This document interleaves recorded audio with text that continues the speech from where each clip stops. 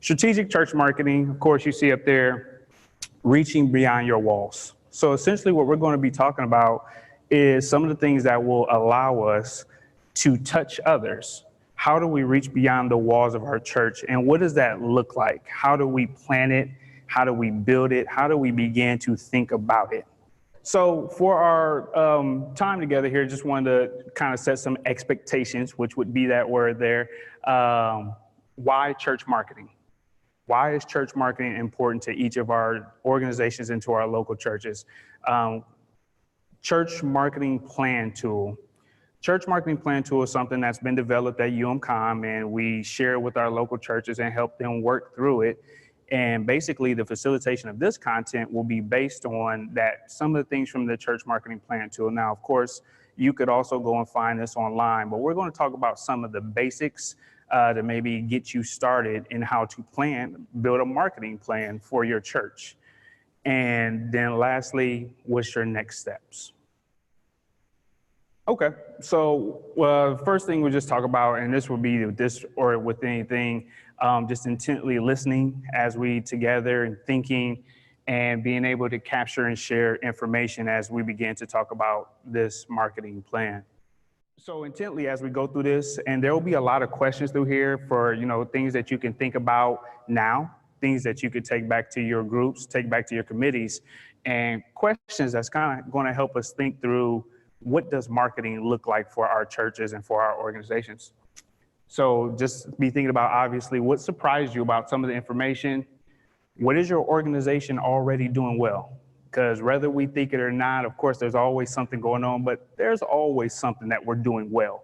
We don't always get a chance to lift it up because there's so many pieces that we're trying to pull together, right?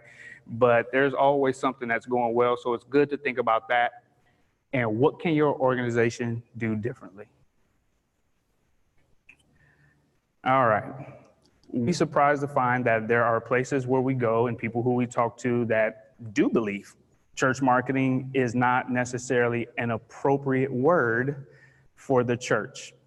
Reason being is oftentimes when someone hears marketing, they feel as if, oh, now we're trying to sell, or we're trying, in for some way or another, there's a negative connotation around marketing.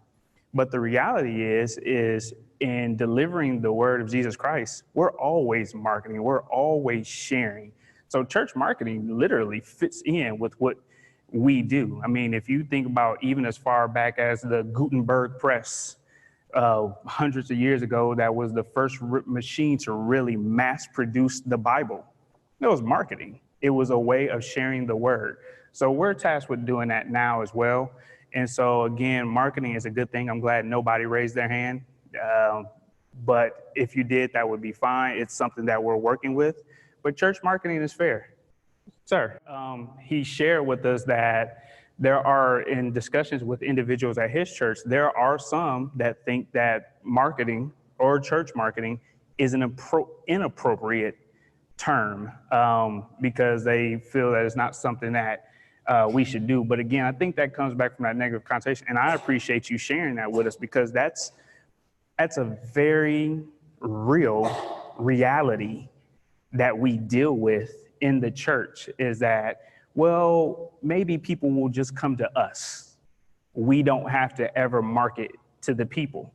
When in fact, and I mean, again, this is very informal for me, and in fact, in the information age, there are so many choices for people to be doing other things and to be involved in so much more, that if we're not marketing to them and letting them know about our church, letting them know about Jesus Christ, letting them know about the brand of our church, which some people may find inappropriate as well, then they'll likely just go do something else. And a lot of times that something else isn't just going to another church, it's just something else. So we have to be responsible for sharing the word. And then again, with the local church, sometimes in the same sense of thinking it may be inappropriate, we don't know where to get started. And that's half the battle, right?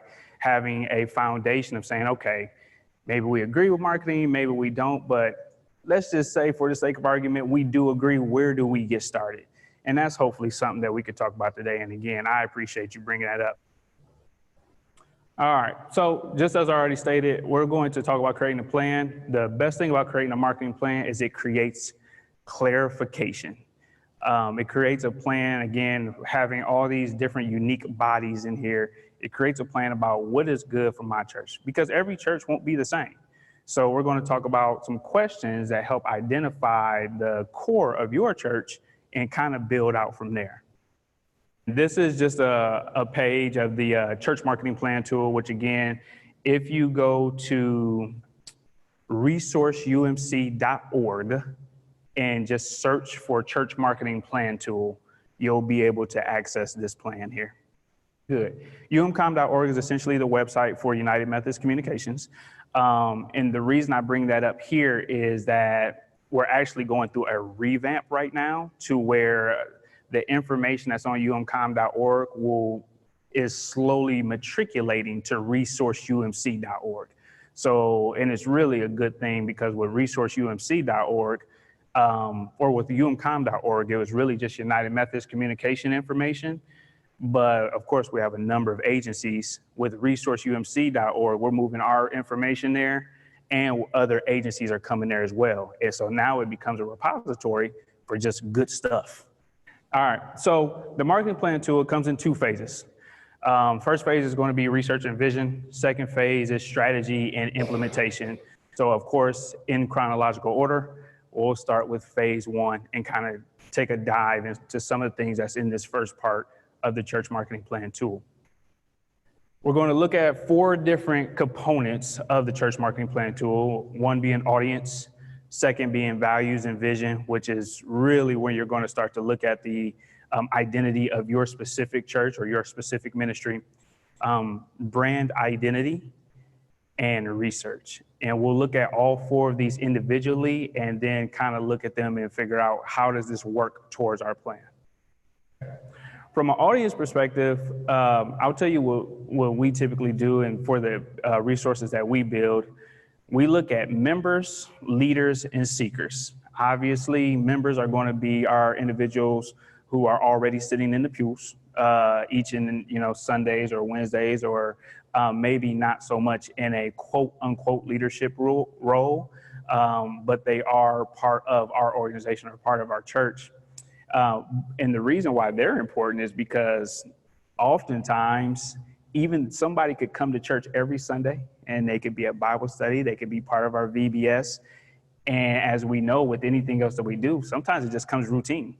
They may not know necessarily what it is we're trying to achieve as a church or what our marketing plan, or for instance, you could take person A, and I'm sure we all know somebody at our church, of course, not us, that attends.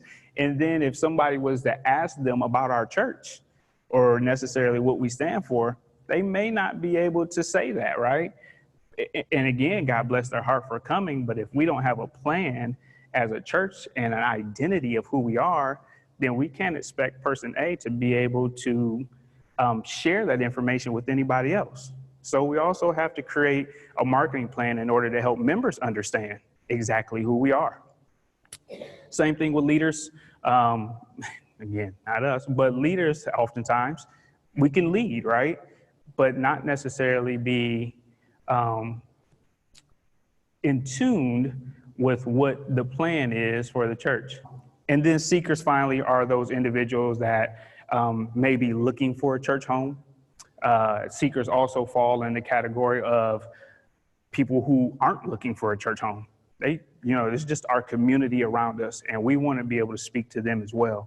And again, that marketing plan, as we already discussed, creates clarification about who we are in sharing a message.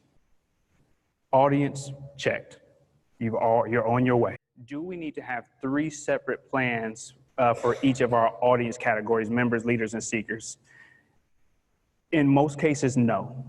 The identity of your marketing plan is going to be more so based on who you are as a church. Now, the approach to how you reach members, leaders, and seekers could change, because you could have one identity as a marketing plan and maybe be able to espouse that through a bulletin. That's going to catch the member, but that's not going to catch the seeker because they're not there in the pew. So what we have to look at is our marketing plan and then kind of segment, well, how do we reach that different audience? The foundation of who we are doesn't change, but the way by which we reach them changes. When I talk to local churches and different organizations about marketing, anything having to do with communication, we always go over these 5 questions. These questions are questions that help us identify the values of our church. The values, I'm sure everybody knows what values mean, but just as for our purposes today, is really the core. Who are we as a church? And sometimes that means who we would like to be in the future. Well, vision is more future, but who we would like to be presently and who we've been in the past. So as you begin to even think today, and as you begin to take information back to those that, help out in the church and, will help develop a marketing plan, look at these 5 questions. And again, we use the word intently in the beginning of our presentation here. Really, really give these some thought. And so the first one is, why was your church created? Some of our churches were created as a need in the community. Some of our churches were created, it was the first church in a city. There's always a different reason why a church was created, because everybody has their own unique story. But think about why your church was created. Sometimes it was 125 years ago. Sometimes it was recent as 7 years ago. But one way or another, there was a need that was presented, and the church was created out of that need.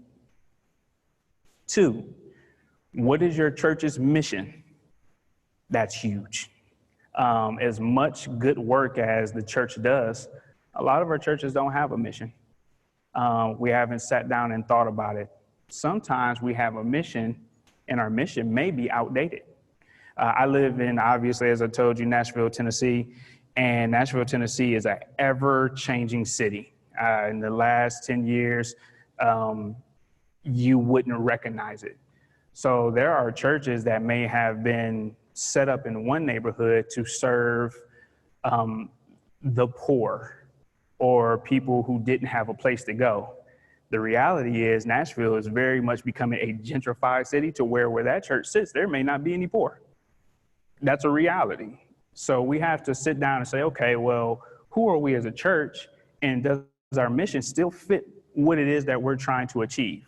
And that doesn't mean all the time that you have to change your mission, but it does mean that we have to take a very real look, because if we're, and this is just using an example, if everything we do is, for example, based on reaching children, but then there's no children in our community, we have to think about, is this still our niche? Is this still what we're here to do? Doesn't mean you don't love children. It doesn't mean that you don't want more children to come.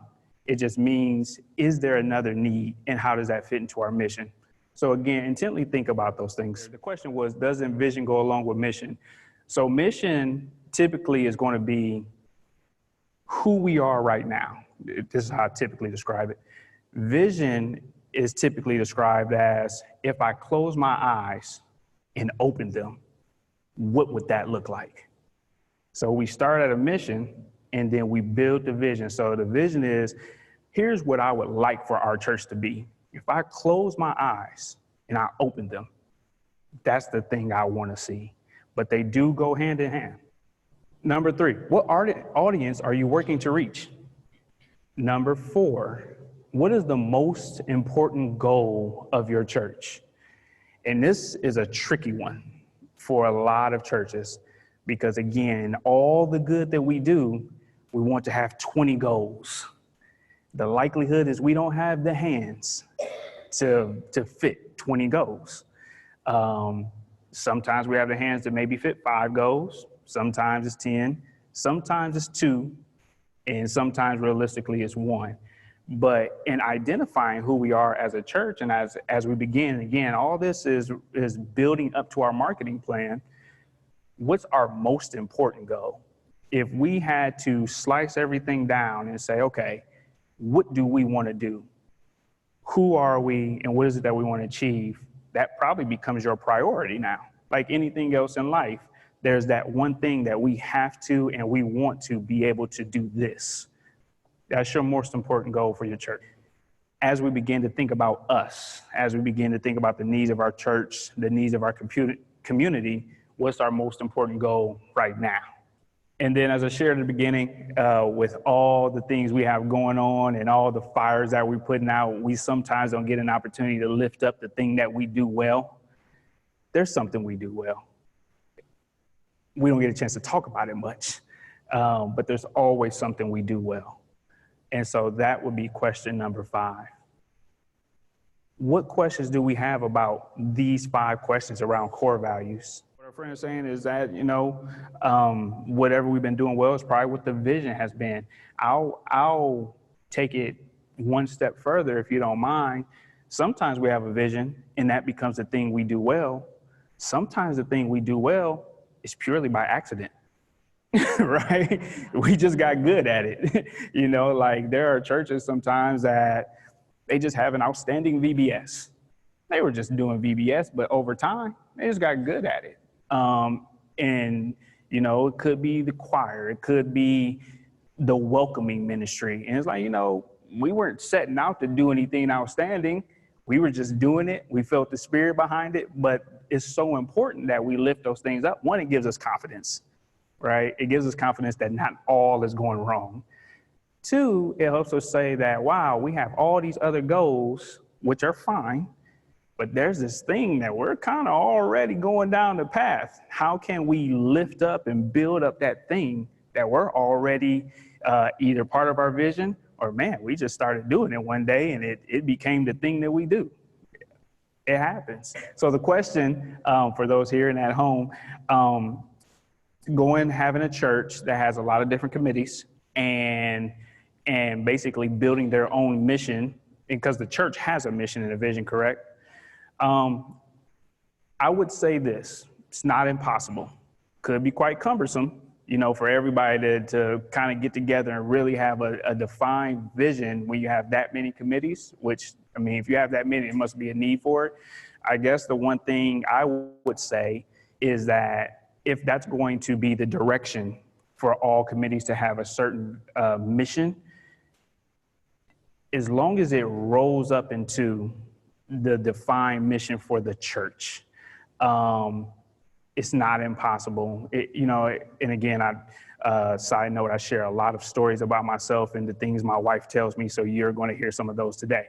But for myself personally, I have a mission statement for myself.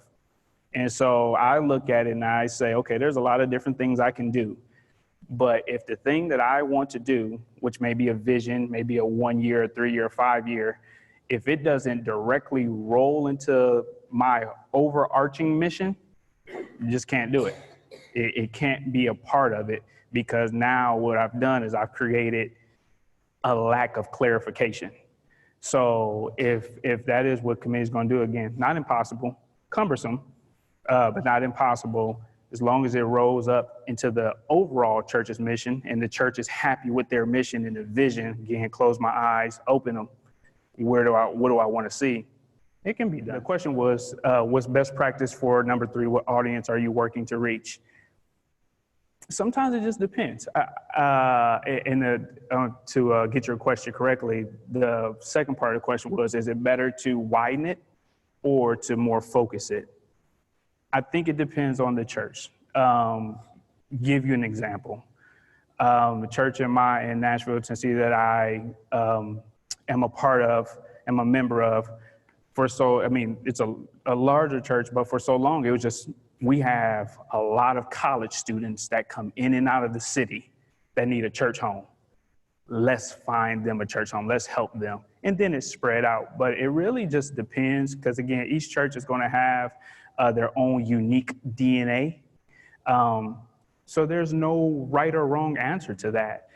You find what is best for your church, and sometimes you experiment, right? Sometimes you say, okay, well, let's try this, or here's where we can really be a linchpin in the community, and then that may be your focus.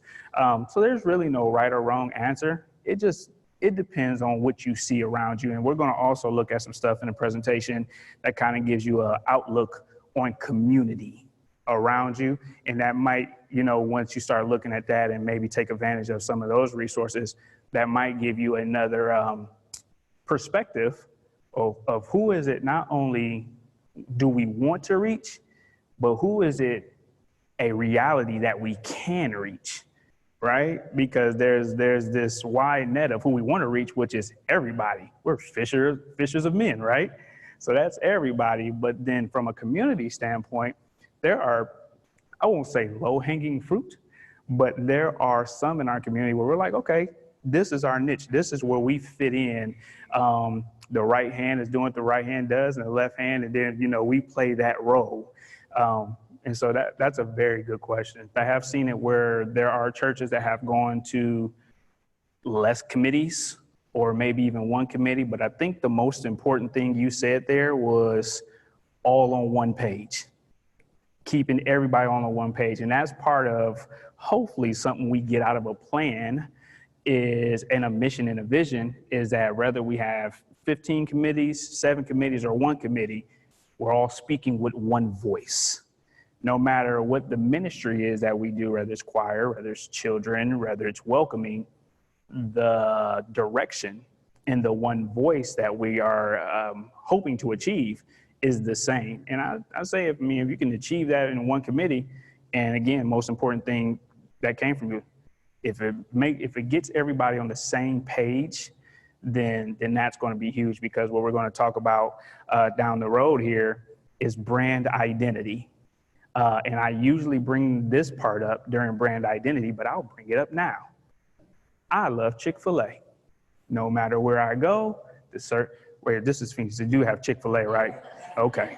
But I say, okay, I seen stairs. I was like, wait a second, that's a crime. Not Chick-fil-A. I love Chick-fil-A. No matter where I travel, no matter where I go, no matter what town, I feel like everybody is speaking at one voice when I go to Chick-fil-A. The chicken is good. The bread is fresh. The fries are always good. Love the lemonade. And so basically what I'm saying there is that when we begin to speak with one voice, no matter what ministry it is, you're always going to have a brand identity. And I think that's very, very important. And so the question on the floor is, when we speak of audiences, or what audience are you working to reach? What are the parameters? Are there different ways to reaching these different groups? To the second question, putting it first, yes, there's different ways to reach each group. And probably what would be better about that question is if we had audiences, plural, because there is no homogenous group. They're all different. They're different age groups. Sometimes you have parents, sometimes you have single. It really, there's college students, there's non-traditional students. It really just depends. So to your question, I would say there's no parameters. I would say that it really, whatever the DNA of your church is, or whatever it is that from a mission and vision standpoint that your church is hoping to achieve, then you incorporate and go and you try to market in the ways that make sense to those audiences, plural. Can you try to reach too many people or too many audiences? I apologize. Too many audiences. Sometimes. I think when it comes to audiences, I think you can try to reach too many, but I'll say that with a caveat, being that we want to be able to reach wherever we can. But again, it goes back to the sense of there's reaching too many audiences, and then there's keeping an eye on who we can actually reach. And so again, there are times that, and I use this just as an example, if you live where there's no military, right? And there's no military bases, there's no retired military. I mean, there are areas where there's no military. Arizona has military, correct? They have a lot of military around. There are areas that don't really have a lot of bases or installations. Military night, while we love our military, it's probably not going to be, the move. So to your point of, or to your question of, can we, and correct me if I'm wrong, can we stretch ourselves thin on try to reach all the audiences? We can. But that's why it's always important to say, okay, who can we really reach? Who is in our community? Because, and I think it's such a lovely thing with the connection is because Church A may be on the west side, let's just call it West Valley, East Valley for the sake of location. The church in the West Valley may be able to get this group, whatever that audience is. The church in the East Valley may be able to get this audience. It may be two totally different audiences. So you kind of find your niche and say, okay, what makes sense for our church? How do you attract audiences when you're in the midst of a larger church that attracts probably the bulk of the audience? I don't know if there's a right answer to that. I don't know if there's a right answer. The best thing that I could answer is say, be the best you can be. Yeah, be the best you can be. You, and again, it's all about our individual local churches. Of course, we want those numbers, and there's something to be said about numbers. But the best we can do is find who we are and be the best at that. Because again, just like there's no two local churches that's the same, there's no individuals that's the same. And again, in the midst of the masses, there will be people say, okay, well, yes, I like CCV, is it? I like CCV, but I like what they're doing at Dove because they do this. There will be people that say, well, I don't like what they're doing at Dove, I'll go to CCV. But if we can find our own identity, like anything else we do, and try to be the best at that, that's probably going to typically be the best answer. Essentially, and help me out, Carla, if I go astray, if we have Church A and Church B, can Church A and B come together to say, okay, basically divide and conquer, for lack of better words? Yeah, how does Church A and Church B come together and say, okay, well, you do this, we can do that, and if each of us do this thing, we'll be able to reach the audience. I think it's a great idea. I mean, collaboration is great because the likelihood that Church A and Church B are doing the same great thing is probably not likely. They may be doing the same thing, but one church is probably doing it better, and Church B is doing this great, Church A is doing this great. Again, to use VBS as an example, I like VBS. There are churches that I've seen and say, hey, you know what? We have kids, you guys have kids, but your VBS, we like it. We'll just bring our kids over, and then we'll be able to support the thing that you're doing. And hopefully between your kids, our kids, we'll be able to grab some more kids. It's collaboration. I think that's fair. So we talked about core values. Basically, who are we? What's our DNA? What is the foundation we're trying to build? And then we also brought up, a friend in the front brought up vision. What does that vision look like? And, I've said it once, but I'll say it again. When we think about our churches and what it is we're trying to achieve, if I was to close my eyes and open it, what is the thing that I would like to see? And that's typically what vision, how vision stands out. So in talking to churches and organizations, here are the 5 questions that we usually discuss around vision. What values drive the performance of your staff? Now, we talked about core values. So essentially, in building this marketing plan, we would talk about some of those values. And then what you have to do is intently and honestly say, well, here's our values. The staff we have at our church, are they showing those values? Because if not, we have a lack of clarification, right? If we want to do this, and we know that this is happening, then as our friend Court told us, we're probably not on the same page. And we need to figure out a way to get there. That's sometimes an easy conversation, but more times than not, it's a tough conversation. But it's the reality of what we do. In my definition, or what I foresee as value for our sake of our purposes, who we are, the thing that we espouse to be. For instance, we would hope that every church is a welcoming church. It's not always the case. We don't have to, and of course, it's none of our churches, but it's not always the case. But if the values of our church is say, we want to be a welcoming church, that becomes now part of your DNA, that no matter what we do, we are going to be the church that knows how to welcome people. Sometimes we have in churches, or what would be you to say, okay, well, if we say hi to people, they have now been welcomed.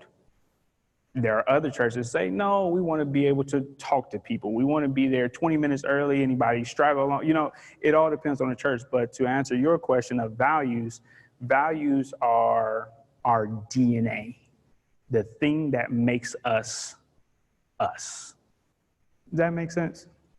Yeah. And so, to the open doors, and of course there's United Methodist, and we should all espouse to that as United Methodist churches. But oftentimes as our local churches, we're going to have a thing, and to your point, open doors. We can't say that we're open doors and then not have open doors. So if that's part of the values, then that's what we espouse to be. It's that thing that we say about us that we actually have to act on. Now, of course, this is a trait, but I'm not a doctor. I don't like blood. That will never be a value of mine. It seems like that's what makes me me. I am loquacious and can talk. It's probably why I'm a trainer. And the jury is still out on how good I'm doing with that.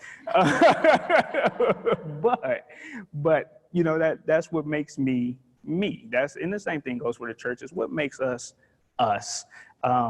Is how I would define the values. Why would the unchurched attend your church? It's a question we have to ask, right? Because remember, we looked at our audiences, and without really taking a deep dive, we said we have members, we have leaders, we have seekers. We said that our seekers can sometimes be people that's looking for a church home, or our seekers can be people that aren't looking for a church home. So why would someone that's unchurched or may not be involved in the church want to attend your church? Because again, if we close our eyes and open them, we want to believe that we are a resource for everyone in the community that would like to attend. Part of that community is going to be unchurched people, right? So something to ask. Number 3, what are the potential barriers to your success? Always a good question. Because there's always barriers of some type, some big, some small, some of them external, some of them internal. We won't go down that road. But as we begin to look at our vision, what are the potential barriers to achieving that vision? Whether it be a 1-year vision, 3-year, or 5-year, what is potentially in the way of us getting to where we want to go? Number 4, how do you view the future of your church? And I think, again, that goes without saying, when we look at who we would like to be, how do you view the future of your particular church? Is it a bright future? Is it something where, again, going back to 3, we have some barriers we need to work on? There could be a number of different ways, but as we begin to first start with our values of who we are, and then bring our vision into play, what do we think about the direction that we're heading in? And again, these questions aren't always easy questions, but they're questions that we have to think about if we are ever to move forward. Number 5, what is the most important thing you want others to know about your church? And that's always a good one as well. And as our friend asked, defining values. From a vision standpoint, again, I have espoused that I love Chick-fil-A. Chick-fil-A has told me that they care about my business through their attitude, through their training, through their preparation. And so it's not different for a local church. In your community, what do you want people to know about your church? Because there's always that dividing line. Sometimes it's the same, sometimes it's different of, here's what we know about our church. Here's what everybody else thinks about our church. And so then as we develop a marketing plan, again, because all this just rolls up into a marketing plan. As we develop a marketing plan, how is it that thing that we know about our church that we like or care for or want to lift up or are doing well, how do we share that with people in the community? Because again, there's always what is going well or the things you're working on. And then there's those other things where people outside the door have no idea, or they think something totally different. So how do you share that message? And that becomes part of our vision of what we think. Second check mark, you're on your way. All right, so we got audience, we got values and visions. We're gonna look a little bit at brand identity. We've kind of talked about it in a roundabout way. These are just a whole bunch of logos that I threw on a PowerPoint slide deck. The reason I like to use the logos is because as visual people, we often identify with logos. That's why they make them. So the only thing I would share here is that your church is obviously more than a logo. Some of us have logos, some of us don't. But I got you, I'll get you.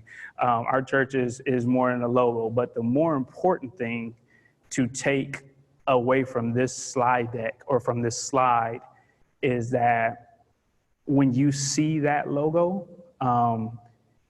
there's typically an emotional expression that comes with the thing that you see. For instance, if somebody was to see a t-shirt of Trinity, there's typically an emotional expression that people see it and say, oh, yeah, I know Trinity, they do this. Or they may say, whoa, I know Trinity, they do this. And so the question becomes, what's that brand expression that's attached to your church logo or not? Because, I mean, again, it could be somebody hearing the name of your church. It could be somebody doing a logo, somebody passing your church. The most important thing to take away is that whether we like it or not, each one of our churches has a brand identity. The question becomes is, are we using marketing or our expression to the community to drive that brand identity in one direction or the other? Logos are important, but again, the thing to take away is less about the logos and more about brand identity. And all of us have one way or another. As you were saying, it just tells a story. Our brand is telling our story. And again, our brand within our own community could be good. It could be bad. It could be indifferent. The question is, what are we doing to drive it? As our friend told us about some of the experiences or conversations that he had with others about marketing. Well, what people think about your church is directly involved in how you market or the expression that they get from the name of your church or the logo or a t-shirt or anything that they hear about you. So it's important. There's no way to get away from it. So, and again, I use this slide deck as a example of brand, but whether you have a logo or not, you have a brand. Whether you have a slogan or not, you have a brand. But you are right, Carla, in saying that a slogan is part of a brand identity. I'll tell you, quite frankly, I think the brand identity that we don't think enough about, which is quite interesting, is our face-to-face interactions. We have become a society that while we can talk to each other, I don't know if we put enough stock in how we welcome each other. For instance, I walked in here today and I felt very welcome. I said, hey, this is a great place to be. I'm excited to be here. But so whether it's a logo, a slogan, face-to-face interaction, you are always building a brand on behalf of your church. Can't help it. Because all brand identity is how somebody feels about something. I mean, that's really it. So these are just, you should be able to see that, discussion for thought. These are some things that just as we continue to talk and continue to move through this, it says describe, but you can think about, or if you meet with a group or meet with your church, once you take some information back, describe a positive or good experience with a brand. I mean, that's simple enough, right? What is it about this brand that made me feel treasured or welcomed? Or again, why would I want to return or do business? Or, whatever the case may be, describe a positive or good experience with a brand.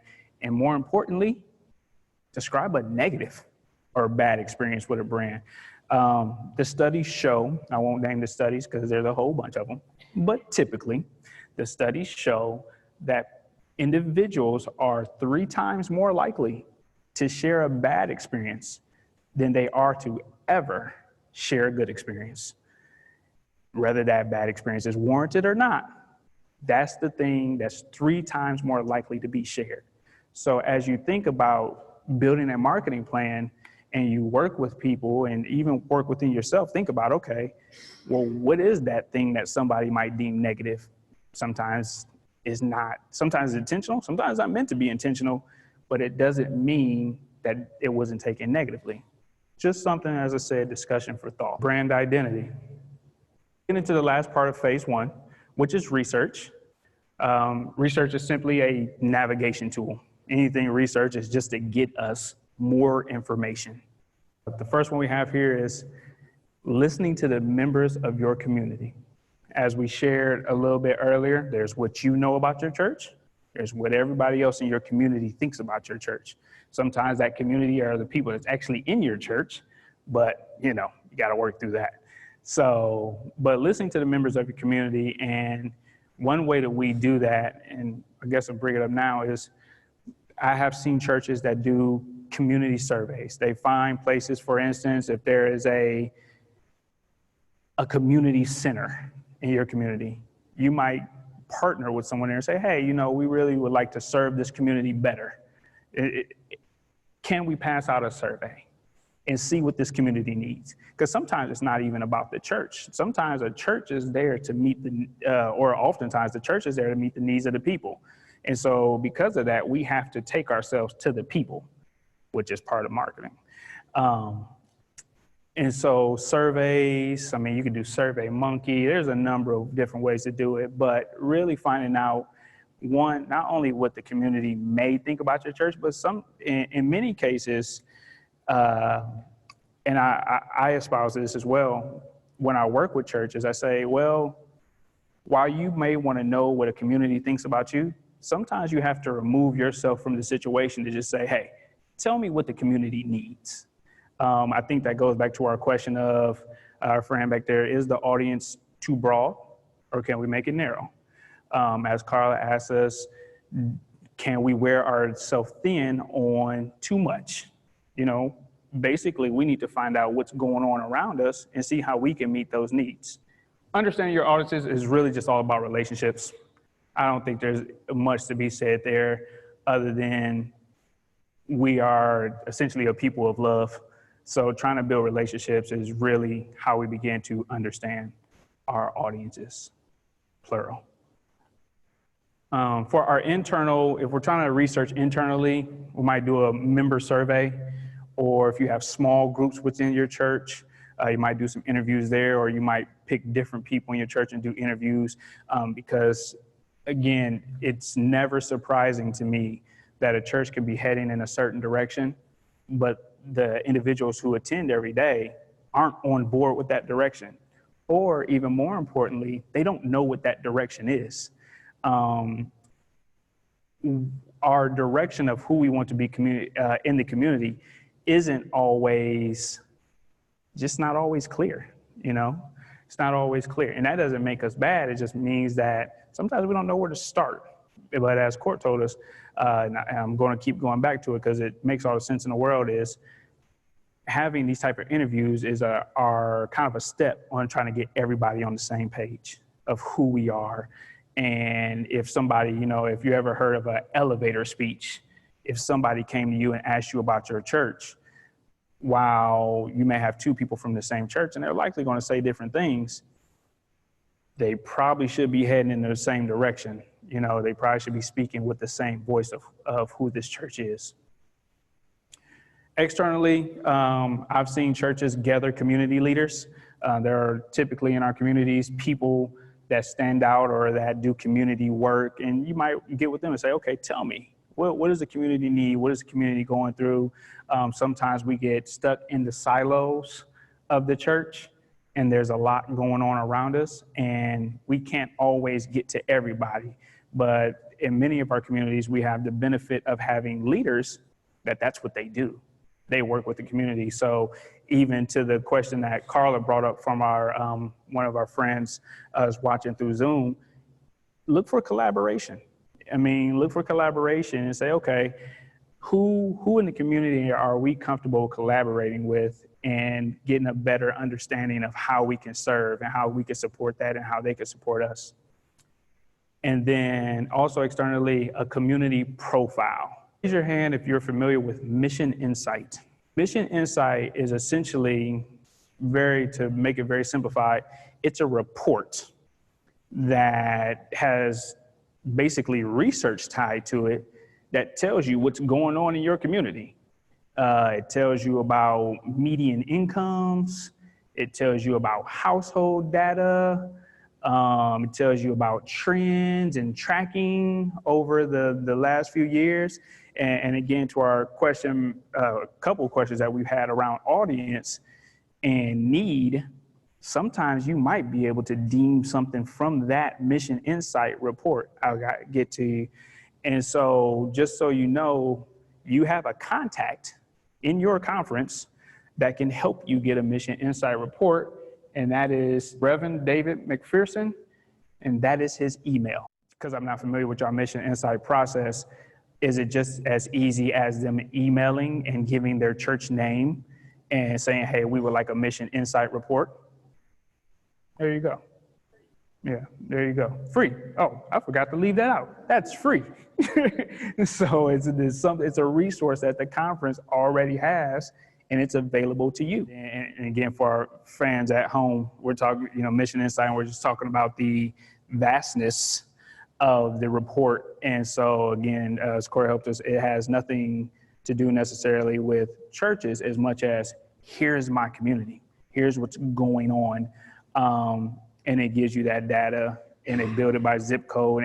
And really, it can get complex, not because the thing that you're asking for is complex, but you can make it like you can ask for, just throwing out some numbers. If you sit in the middle of 32106 and 32717, you can get both. So now you have a bigger thing. It gives you all that data. Or if you just want to focus on 32717, you can just get that. So the information is available. It's actually pretty nice. It gives you a lot of information to look at, I see. And so I got you. So again, as Christina has told us, that it's really as simple as emailing Reverend McPherson. I imagine church name, may want to give zip code. I'm not sure if he needs that. So the question is, can we give some more information on how to interpret the data from Mission Insight? That would be a conversation that you would have with David, because in reality, as Christina shared with us, you can customize it to what you want. So there is no one right answer on how to interpret the data. I mean, it gets, and I got you, it gets broken down, but it's probably a continuing conversation. Okay, so there's another resource, usdata.com.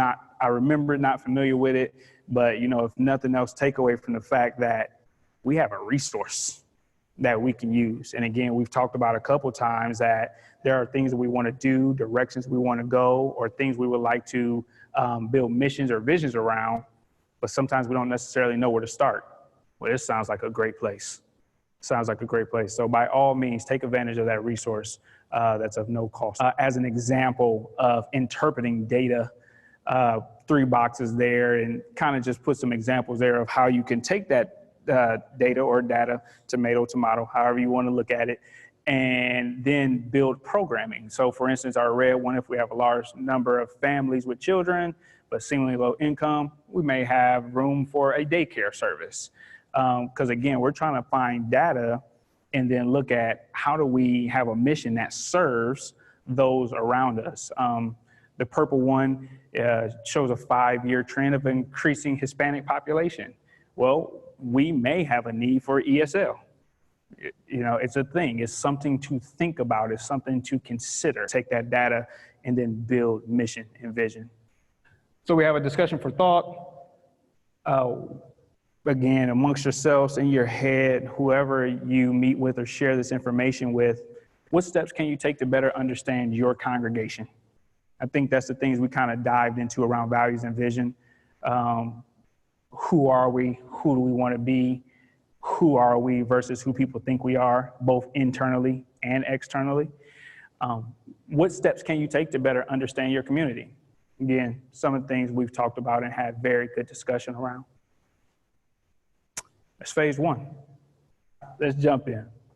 So phase two is strategy and implementation, right? So in phase one, we looked at values. What's our DNA? What's our values? Who are we? What makes us us? How do we be the best us that we can be? Vision. If we close our eyes and open it, who is it that we envision our church to be? Who is it that we envision our ministry to be, whether it be 1 year from now, 3 years from now, or 5 years from now? Again, for this setting, we're thinking right now, like 1 year, but there's always room for future goal setting.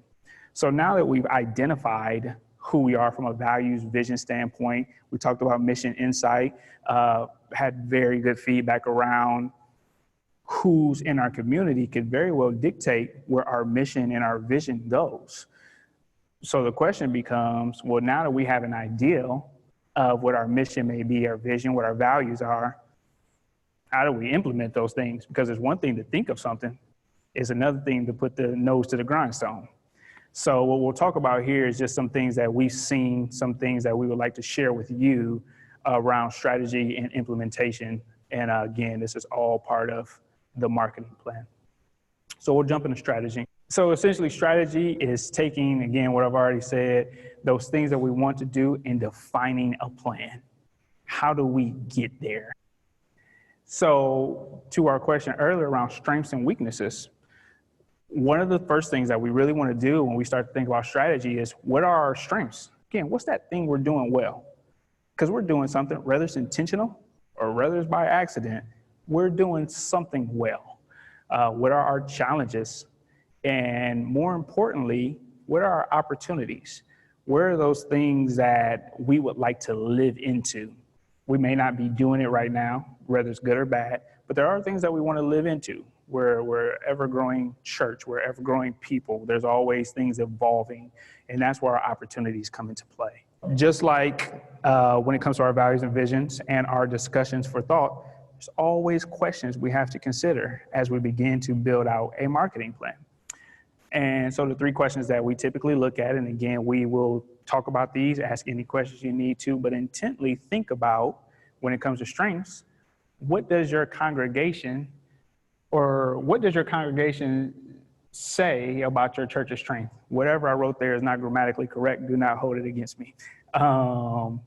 But basically we want to know, what would the people in the pew say are the strengths of your church? It's worth asking, because again, we have that thing of, we may think one thing, they may think another. It's always good to get clarification and make sure we're on the same page. What does your community say your strengths are? They may say, well, they're really good at this. Or they may say, as far as I know, they're really good at nothing. It's worth asking.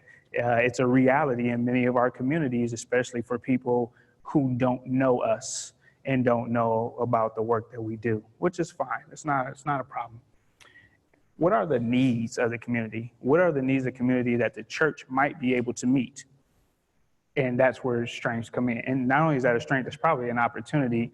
The reason I have it under strengths is because we know there's things we're doing well. We know that on some level there are resources that we have as a church, whether it's a daycare, a children's program, whether it's just inspiration, whether it's hope. We won't go into all the things going on in our world right now, but I can tell you that people always need hope. They always need inspiration. That's something that may live within your church. That may be the strength. That may be your niche. That may be the thing that you bring to the community. So that's a strength as well. Challenges, not much different from the questions that we would ask about strengths. What does your congregation say are needs for improvement with your church? What does your community say are needs for improvement with your church? And what in your community could reduce the church's impact? So that's not much different from our barriers. What is it about what's going on around us in our community that if we have a mission or a vision, what are those things that could prohibit us from being able to meet those goals? Things we have to think about.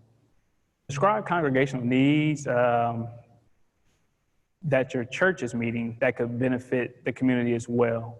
So again, I think that kind of lives into, you'll see some of this stuff is reciprocal, just stated a different way, but it lives into the fact that we're doing something well. There's something that we're doing, and it may be a niche within the community or some way to work with the community. And more importantly, in parentheses, if more people knew it was available, there's always those resources, right?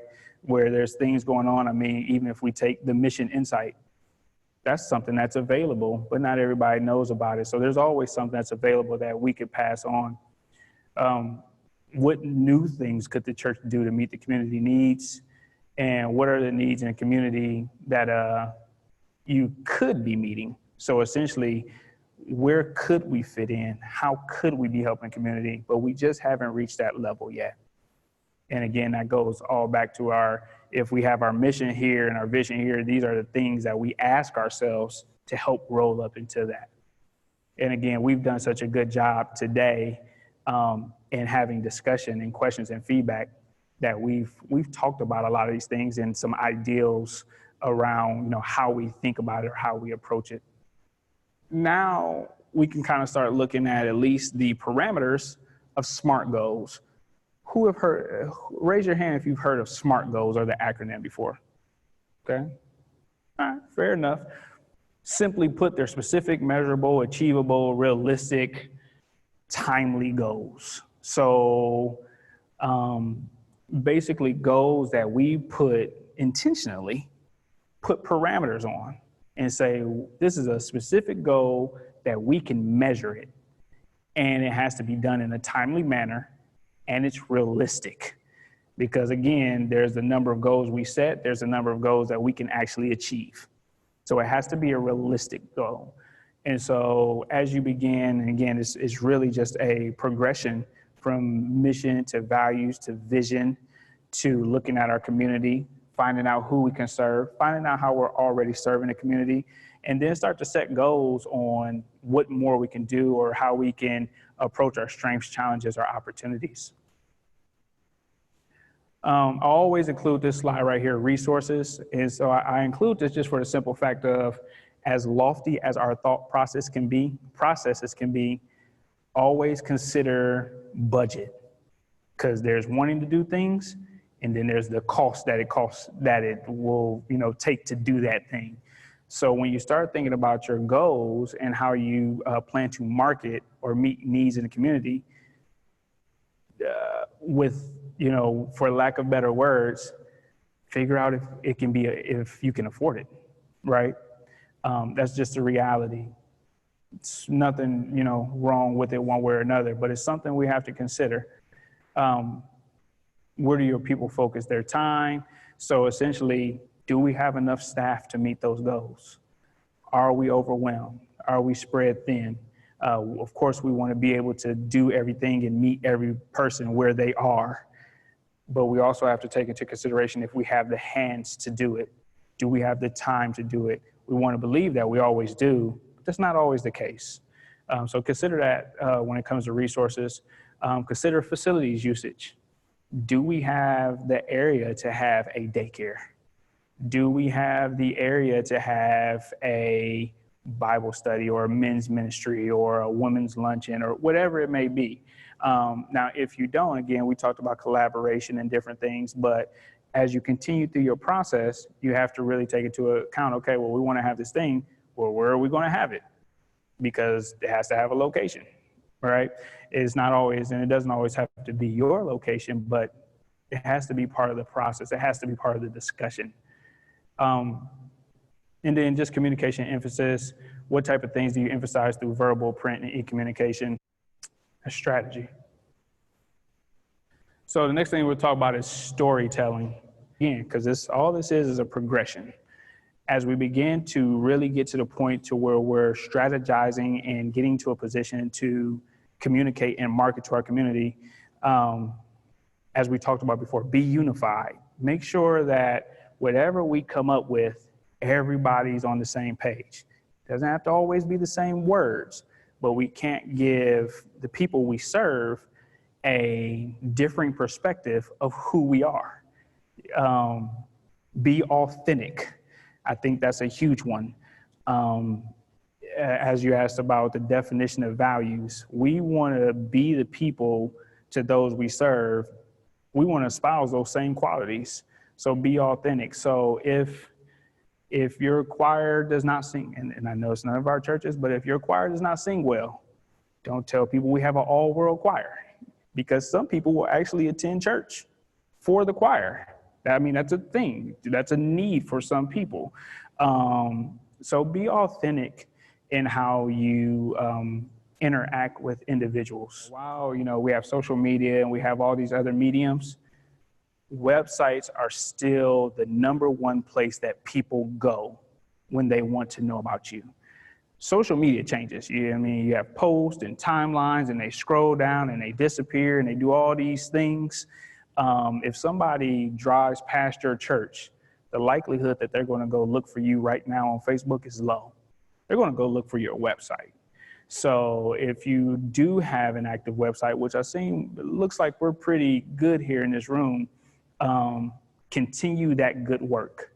And then we're just going to talk a little bit about websites just to make sure we're on the, moving in the right direction. But that, as we talk about marketing, that goes directly into strategy and implementation. We have these values, this mission, this vision. We have these things we want to do in the community. Well, how do we communicate it? Well, the #1 place that people still go are websites. So we'll just talk about websites just for a little bit here. You won't see any social media in here because after lunch, we'll talk about social media. But we'll talk about websites for a second. As you see this gentleman here, he is on his phone. Most of us have a smartphone, not everyone, but that is where people's eyes go nowadays, whether they're driving or not. But that's a whole nother discussion. So just as we talked about a marketing plan, as far as clarity and clarification, same rules apply for websites. Why do you have a website? Think about those things. For some people, it's informational purposes. For others, it's a piece for advocacy. It really just depends. Just as we talk about audiences in church marketing, same thing on websites. Who do you plan to have visit this website? Who are you hoping lands on this? Is it an informational page for the members already in your church? Is that where you expect them to go get information? Or is it really made for seekers who may, drive by on the internet and you want them to be able to know about service times, what type of services you have, what type of programs are going on? Does your pastor have a blog? It really just depends. The thing that you really want to take away is whatever your answers are, just as we talk about mission and vision, make it authentic to your answers. If it's meant to do this, then make your website do that. When it's same thing with audiences, if we get too far broad or too focused, we can miss some things. So ask yourself these questions and then kind of go from there. And pretty important is, well, they come to your website, what do you want them to do? Or what do you want them to know once they visit? Again, make that consistent with your website. If you want them to know your service times, but for some reason, your service times isn't on your website, I've seen it, it happens, then that means that we have no clarification here, right? I've actually seen a pretty good website. I was like, well, what time do they have church? That wasn't there. It happens. This is just there as an example of a very simple front, but they have 4 boxes there, and it talks about location, Bible study, ministries, just different things. I always use this one because it's very easy to navigate. You may or may not know this, but the attention span that we have has gotten about this short. So when you have a website or when you are looking at your website or auditing your website, make sure it's something that's easy. People trend towards easy things now, and it's fair. But yeah, attention span was here, now it's here. You got to make sure that it's easy to navigate the website. It's another website that I like, and just, has a lot of different colors, which you don't necessarily have this. The thing that I like most about this website is the bring, grow, serve, Reason being is without knowing all of their background around their mission, around their values and their vision, I now know what they stand for. Bring, grow, serve. It stands out to me. So again, as we talk about how we take the thing that we want people to know about us and we implement it into the community or whoever might see our website, make that thing large. You know, if open minds, open hearts, open is the thing, make it there so people can see this is what we stand for. So let's say you didn't have a website and you wanted to start a website. UMC Churches is somewhere you would go. Or if you were hosting on a different platform other than WordPress and you wanted to move to WordPress, UMC Churches is somewhere you can go. But if you're looking for help, and we give like technical assistance, again, it's a hosting platform to where we could help you build a website on umcchurches.org. So that's a resource that's available, and you go there and it has Google gobs of information of how we go about doing that. This is Find a Church, and that's really what I was asking, or what I should have been asking. Find a Church is essentially where, I'll use Trinity again because I know the name now. If someone was looking for a church in the area of Trinity, they could go there and look by zip code.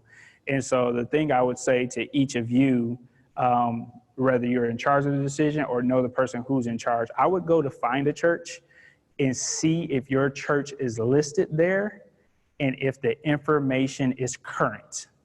Reason being, if somebody is looking or moving to your area and looking for a United Methodist Church, or if they've heard about a United Methodist Church or churches and they're looking in their area for one, Find a Church is somewhere that they could go. You know, but if your information isn't current, or if your information isn't there, then they don't have any idea that you may be in their community. So I would challenge you all to go to Find a Church. And in addition to Find a Church, on your website, you can add Google Analytics and it will, you know, make it a top hit for many people that will search in that area, right? And so what I would say is do both.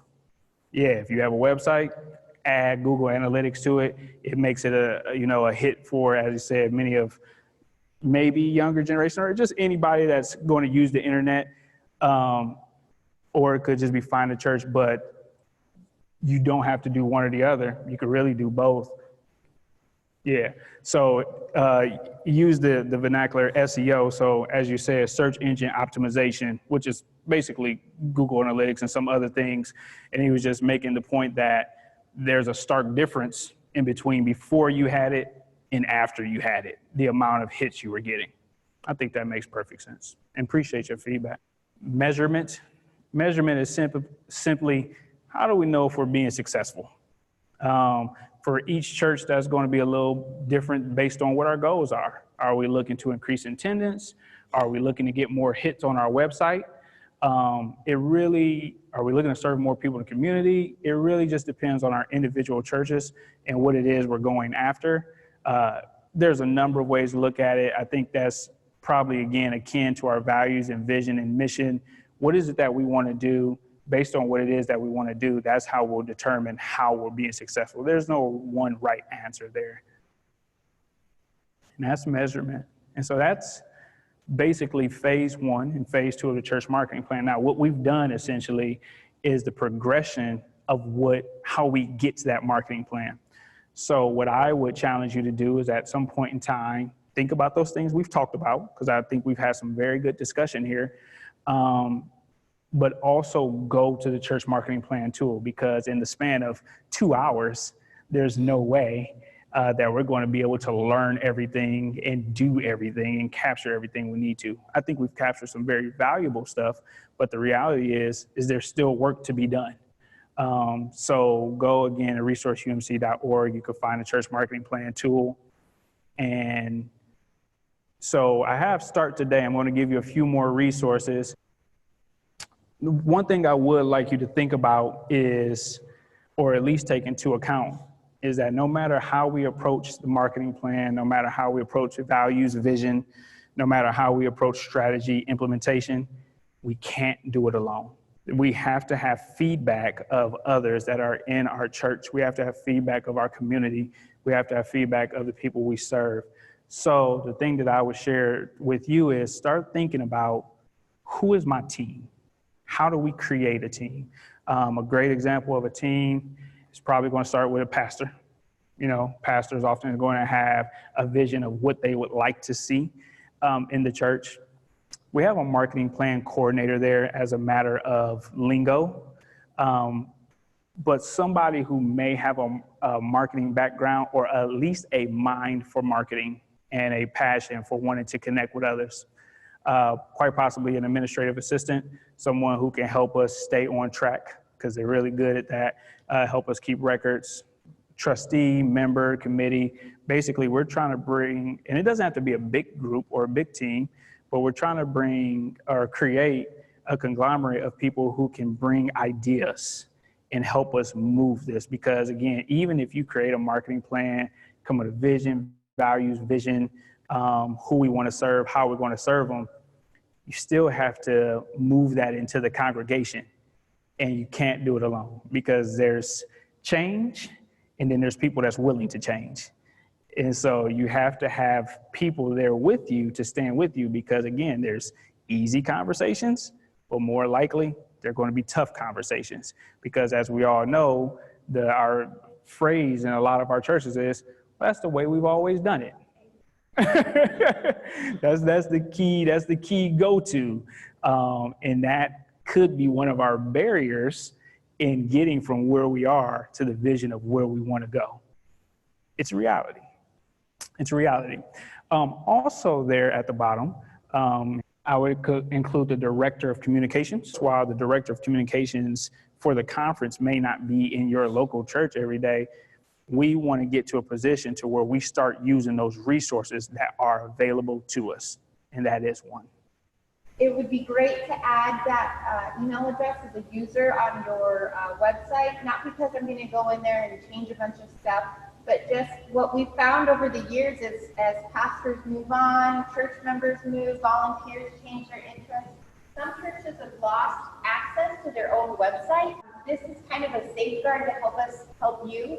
If you're going to change your website platform, we've helped many churches use the grants available, whether it's through UMCOM or through the conference. So umcom.org has a lot of resources, social media, websites. I mean, essentially, as I always tell people, for lack of better words, we at UMCOM are essentially in the lab every day, just creating stuff for you.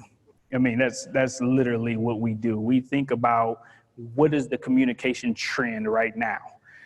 What is the thing that people need to know? Just like as we talk about mission, values, and vision, that's what we do. We sit and say, okay, well, who is it that we want to talk to? What is the thing that this community that we want to talk to need? And we just create articles, resources, we create trainings, and a good place to jump onto it is, as our friend told us, is starting at umcom.org, and then you can just go wild from there. I can't say to you enough, take advantage of the available resources. We've talked about mission insight. I think that the questions that we discussed today are available resources that you now have those questions. When you want to start thinking about value, you have those questions and you can discuss that. When you talk about vision, you have those.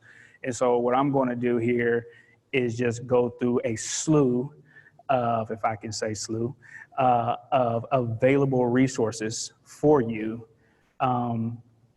They're just out there. So bear with me. One, we talked about a church marketing plan tool. You can find that at umcom.org. It's a great place to go. This will be of great help in this journey. MyCom newsletter, if you have not heard of it, just as he shared with us about umcom.org, MyCom is kind of a new iteration. It's still within the UMCOM family, but I mean, it's got podcasts, videos, articles, interviews. It's all about communications. So if you're thinking of a communication something, it probably came up in MyCom. You can subscribe to it. I think you can choose how they send it out to you. And again, this isn't an advertisement for UMCOM. Rather, it's an advertisement for all the things that are available to you because we're making it for you. So I definitely want you to know about that. MyCom is great. We talked about grants, or Christina brought up grants to us.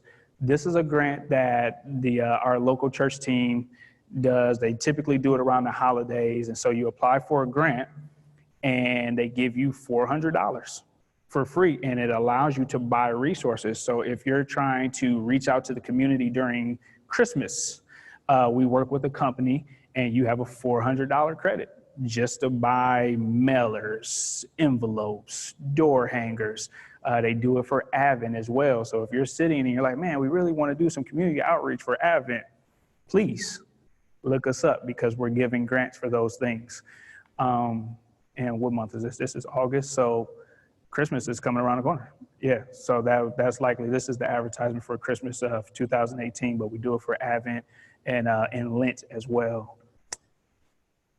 Resource UMC, again, we had a brief conversation about that, how we have umcom.org.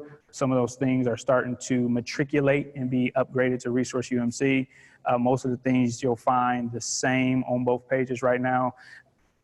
My plug for Resource UMC is to tell you that while umcom.org is still good and still the main place for communications, we have built Resource UMC in conjunction, in collaboration with other agencies. So if you're looking like for discipleship ministries, there's going to be stuff there as well. So if you're a person that says, okay, well, I could go to 4 different websites, you might find what you need at the one website.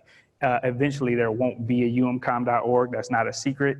At least I don't think so. If so, it's not anymore. And everything you will find will be at Resource UMC.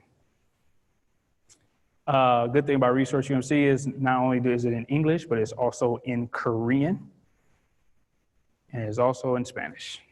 So for our diverse populations and our diverse brothers and sisters, it also speaks to those languages.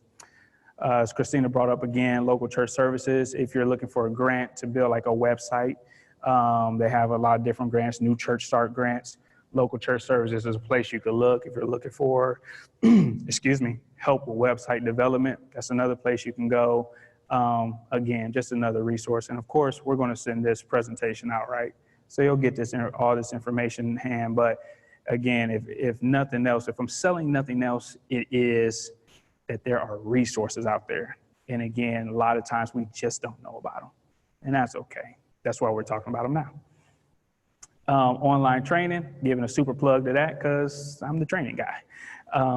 So of course, as I stand here, we do face-to-face training, but as our friend back there told us, we also have online training courses. This is just some of them. We do talk about social media, websites, United Methodism, church marketing, a number of things, digital ministry. There's all type of things we have on our training website. And you can get that through umcom.org or resourceumc.org. And then lastly, I always tell people, because I'm like the news, I'm a news guy. If you don't know, what you probably do, we have a news service as part of the connection. And you can also subscribe there, daily digest or weekly digest. And it just tells you about all the things going on in church, not just here in the States, but globally. We have writers that contribute in you know, just all over the connection, really. And they send us stories and we share with the church. Next step. I don't know if you can see that, but just 5 quick things and we'll be out of here. Next step for our church marketing plan, meet with your church leaders to discuss visions and values. That's basically where we want to start. I always suggest people do a walking audit of your church and review branding. As far as signs, are they clear? Are they broken? Are they dirty? Whatever the case may be, the reality is, as we talked about, all of us have a brand identity one way or another. When people come in our church, that's part of our brand identity. What they see, what the visual expression is to them, or what they hear. So just do a walking audit and see, if I were new to this church, how would I feel about this thing? Walk around your community, request a member survey, which could be for people in the pews, and definitely request a mission insight report, because as we discussed, those can be really helpful. Hopefully, we've met these 3 goals of talking about why church marketing, going through the church marketing plan tool, and discussing what's your next step. That is my name, Director of Training at UMCOM, and that is my email. I am available to you. Reach out. If I don't know an answer to something, I'll get you to the person that does. Thank you. Thank you. Yeah, appreciate it.